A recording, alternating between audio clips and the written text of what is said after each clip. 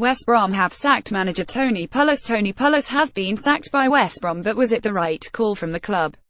A 40 defeat to Chelsea at the Hawthorns on Saturday left West Brom fourth from bottom in the Premier League table with just 10 points from their first 12 games. However, while many Albion supporters will welcome the change, there is no doubt the club have taken a risk by ending the tenure of a manager famed for guaranteeing Premier League survival. Here, we weigh up both sides of the argument and ask you for your verdict. Yes, time for him to go after calling for his dismissal during the 40-home defeat to Chelsea on Saturday. West Brom supporters got their wish on Monday morning, when Pulis was sacked by the club's board. The fans had seen enough of a style of football not only failing to excite but, this season, failing to deliver results as well. West Brom have won just 2 Premier League games this season, their opening 10 victories over Bournemouth and Burnley at the start of the campaign. Those remain their only wins in the league since they moved beyond the 40-point mark with a 31 defeat of Arsenal in mid-March. It adds up to 2 wins in 21 matches. That inability to go to the next level. Pulis is yet to surpass 47 points in the Premier League during his managerial career will have been a concern for the more ambitious Albion fans, but the Pulis era has also been uninspiring too. Watch highlights of West Brom 04 Chelsea. Watch highlights of West Brom 04 Chelsea. The stats reflect the team's struggles across his time in charge. Pulis has recorded a 29% win rate and averaged less than a goal per game, 0.99. This season, West Brom are bottom for possession, second worst for shots per game, while only Brighton and Swansea have created fewer chances and only Crystal Palace, Swansea and Huddersfield have scored fewer goals. It's no wonder the natives were restless. Pulis' persistence with the defensive three-man midfield of Grzegorz Krychowiak, Gareth Barry and Jake Livermore in front of a back three, whether at home to Chelsea and Man City or away to Huddersfield and Southampton, reflected the manager's cautious approach and lack of adventure. Despite twice breaking the club's transfer record and recruiting the 5 most expensive purchases in the history, Pulis leaves West Brom in the same position they were in when he took over in January 2015, 1 point above the relegation zone. While the past 2.5 seasons have seen mid-table finishes, it was never pretty. And at the end, it became ineffective too. Watch Tony Pulis' final post-match interview as West Brom boss. Watch Tony Pulis' final post-match interview as West Brom boss.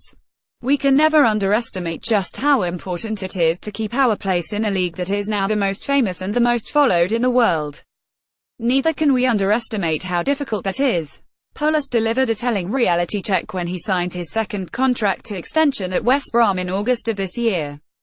That was just 4 months ago, but, despite all the talk of stability from Pulis and the club's chairman John Williams at that announcement, West Brom have taken a risk by axing their manager 12 games into the 201,718 campaign. Pulis was shortlisted for manager of the season for his work at the club last year. Defending his record last week, he pointed out that 10th place finish, building on 13th and 14th in his previous campaigns, was only the 3rd time the club had finished so high in the Premier League, and just the 2nd occasion since 1967 that they'd been the Midlands' top club. Perhaps more importantly, it delivered £119.8 million in prize money and TV revenue. Tony Pulis was shortlisted for manager of the season after taking West Brom to 10th in 2016-17. Significantly, Pulis produced those results on a smaller budget than many of his rivals. In fact, a Sky Sports study in late April showed West Brom to have the best points per squad value rate in the division at the time. At Stoke, Crystal Palace and West Brom, Pulis has a respected track record of keeping clubs at the top table. Indeed, he has never finished a season in charge with fewer than 42 points, a total above the often referenced safety figure of 40, at a time when the financial rewards for Premier League presence have never been higher. Should his efforts and end-of-season finishes at a club in transition amid ownership changes not have earned him more time? Phil Thompson's verdict: be careful what you wish for. I'm not surprised, but I'm disappointed because I always felt he was a good fit for West Brom. I know West Brom fans probably don't thank him for it, but, as Merce was saying on Soccer Saturday, be careful what you wish for.